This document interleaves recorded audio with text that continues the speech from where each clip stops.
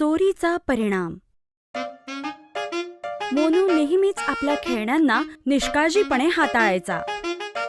एके दिवशी त्याने खेळता खेळता आपली नवीन रिमोटवाली कार तोडली.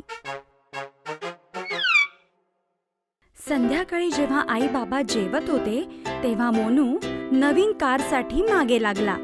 बाबा, मला नवीन रिमोटची कार हवी आहे. अरे, मागल्या आठवड्यातच तर घेऊन दिली तुला. ती कार चांगली नव्हती.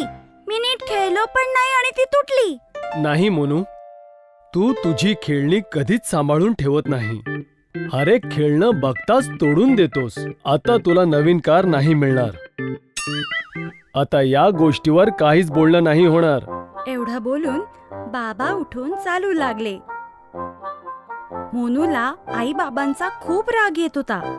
त्याला कसंही करून नवीन कार हवी होती. तेव्हा त्याच्या डोक्यात एक दुष्ट कल्पना आली. रात्री जेव्हा सगळे झोपले होते तेव्हा त्याने बाबांच्या खिशातून काही पैसे काढले.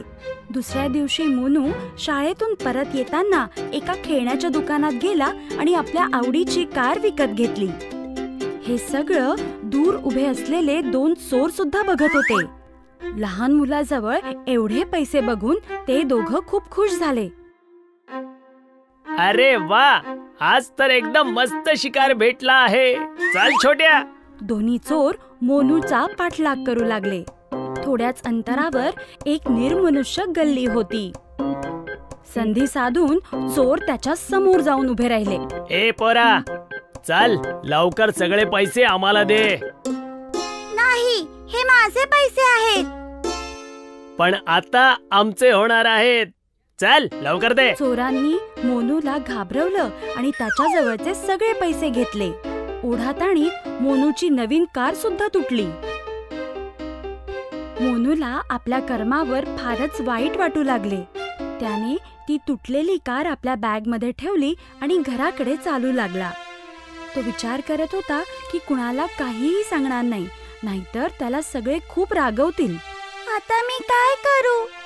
आई बाबांना सांगू पण शकत नाही, नाहीतर मला खूप रागवतील. पण घरी एक वेगळंच सरप्राईज मोनूची वाट बघत होतं. मोनू जसा घरी पोचला त्याच्या बाबांनी त्याला एक नवीन कार दिली आणि म्हणाले, सॉरी बेटा, मला तुला नाही नव्हतं बोलायचं. मुलं तर खेळणं तोडतातच. मग नंतर मला वाटलं की मी बरोबर नाही केलं, म्हणून मी तुझ्यासाठी नवीन रिमोटवाली कार घेऊन आलो. ही घे. हे ऐकून मोनू जोर जोरात रडायला लागला. काय झालं बाळा, रडतोयस का? त्याने रडत रडत आई बाबांना घडलेली हकीकत सांगितली.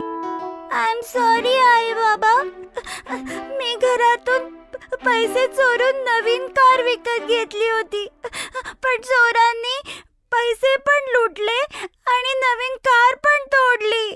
मोनूच्या आई बाबांना कळलं होतं की मोनूला त्याच्या कर्माचं फळ मिळालं होतं, म्हणून त्यांनी त्याला माफ केलं आणि त्याला प्रेमाने समजावलं. बाळा, चोरी करणं खूप वाईट गोष्ट आहे. बरं झालं की चोरांनी तुला काही त्रास दिला नाही. यापुढे कधीच असं करू नकोस. मोनूला आपल्या चुकीची जाणीव झाली होती. त्याने पुन्हा कधीच चोरी न करण्याचं वचन दिलं.